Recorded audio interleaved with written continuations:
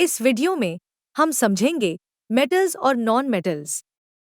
हमारे चारों ओर different type के मेटल्स और नॉन मेटल्स प्रेजेंट है। मेटल्स और नॉन मेटल्स दो तरह के सब्सटेंस होते हैं जिसे उनके फिजिकल और केमिकल कैरेक्टरिस्टिक्स के बेस पर अलग किया जाता है। आइए मेटल्स और नॉन मेटल्स को उनके फिजिकल प्रॉपर्टीज के बेसिस पर समझते हैं। Lustre, conductivity, malleability and ductility, physical state, melting and boiling point, density and sonorous।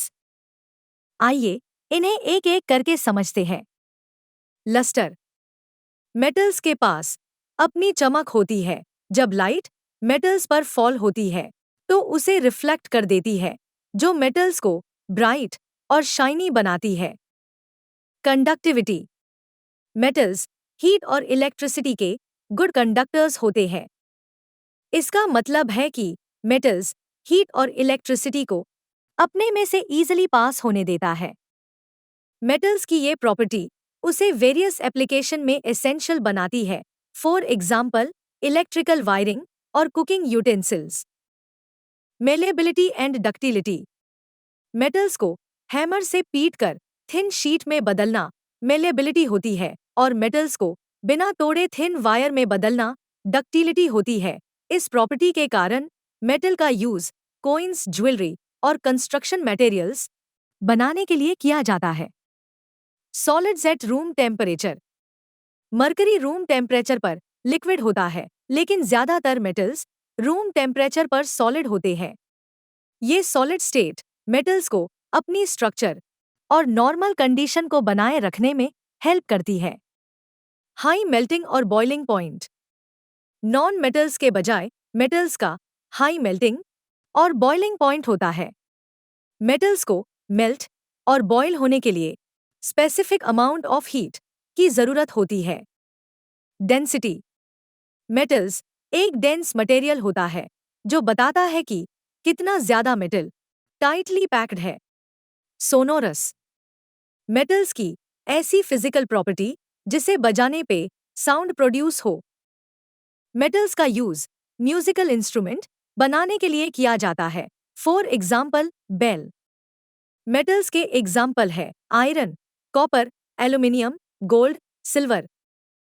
Non metals, non metals दूसरे ग्रुप के केमिकल एलिमेंट्स हैं जिनकी प्रॉपर्टीज मेटल्स से अलग होती है। Dull appearance, poor conductivity, brittleness, various physical state, low melting and boiling points, density and not sonorous. आइए इन्हें एक एक करके समझते हैं। डल अपीयरेंस, मेटल्स की तरह नॉन मेटल्स के पास अपनी शाइननेस नहीं होती है। ये डल और पाउडरी टेक्सचर के होते हैं। Poor conductor, non metals heat और इलेक्ट्रिसिटी के पुअर कंडक्टर्स होते हैं। ये हीट और इलेक्ट्रिसिटी को अपने में से पास नहीं होने देते हैं। नॉन मेटल्स इंसुलेटिंग मटेरियल की तरह इलेक्ट्रिकल वायरिंग और थर्मल इंसुलेशन में काम आते हैं।